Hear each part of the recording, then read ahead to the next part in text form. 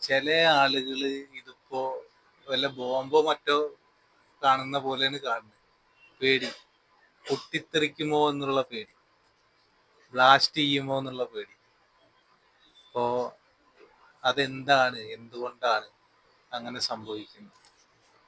നമുക്ക് ഒന്ന് നോക്കിയാലോ. എന്താണ് മൊബൈലിൽ പൊട്ടിത്തെറിക്കുന്നത്? എന്തുകൊണ്ടാണ് പൊട്ടിത്തെറിക്കുന്നത്? പൊട്ടിത്തെറിക്കുന്ന എന്താണ് മൊബൈലിന്റെ ഉള്ളിലുള്ളത്? അറിയോ? നിങ്ങൾക്കറിയോ? പ്രത്യേകിച്ച് ഒന്നുമില്ല. അതാ ഈ സാധനമാണ്. പ്രത്യേകിച്ച് ബോംബും കാര്യങ്ങളൊന്നുമില്ല.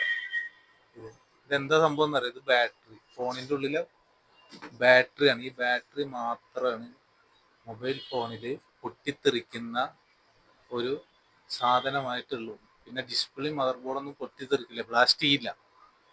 ഈ ബാറ്ററി മാത്രമാണ് ബ്ലാസ്റ്റ് ചെയ്യത്തുള്ളൂ. അതെന്തുകൊണ്ടാണ്?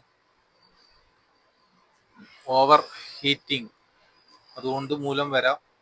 ലോങ് ടൈം ചാർജ് ചെയ്യുമ്പോൾ എന്തെങ്കിലും പ്രശ്നമുണ്ടോ എന്ന് ചോദിക്കുന്ന ആൾക്കാരുണ്ട്. അങ്ങനെ ഒരു പ്രശ്നമില്ല.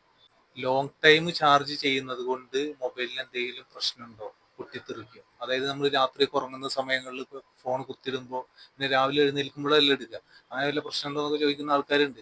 അങ്ങനെയൊന്നും പ്രശ്നമില്ല. 100% ആയി കഴിഞ്ഞാൽ ഓട്ടോമാറ്റിക് ആയിട്ട് മൊബൈൽ ഫോണിലെ ചാർജിങ് കട്ടൗട്ട് ആവും. അതായത് ചാർജിങ് സ്റ്റോപ്പ് ആയി പോകും. അതിനുള്ള കമ്പോണൻസും കാര്യങ്ങളും മദർ ബോർഡിലുണ്ട്. ഓക്കെ.